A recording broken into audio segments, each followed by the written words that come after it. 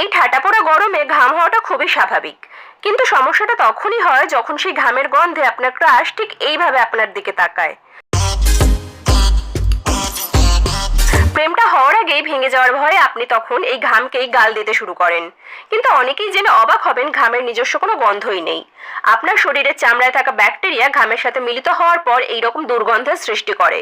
এই দুর্গন্ধের হাত থেকে বাঁচতে আজকালকার মানুষ ডিও, বডি স্প্রে, পারফিউমের ওপর ভরসা করে থাকেন। এরা দুর্গন্ধ ঢাকলেও এদের কেমিক্যালস কিন্তু আপনার শরীরের ক্ষতি করছে। এই কারণে ঘরোয়া কিছু উপায়ের ওপর বিশ্বাস রাখতে পারেন। যে কোনো মুদির দোকানে খুব কম টাকায় কিনতে পাওয়া যায় ফিটকিরি। এই ফিটকিরি জলে ভিজিয়ে শরীরের দুর্গন্ধযুক্ত জায়গাগুলিতে হালকাভাবে ঘষে নিন। তুলসী পাতার রসও একইভাবে ব্যবহার করতে পারেন। দিনে 2বার করে স্নান করুন। কর্মজীবী মানুষেরা প্রতিদিন পোশাক পরিবর্তন করুন। প্রচুর পরিমাণে জল খান। সবথেকে গুরুত্বপূর্ণ হলো নিজের আন্ডার আর্মকে পরিষ্কার রাখুন।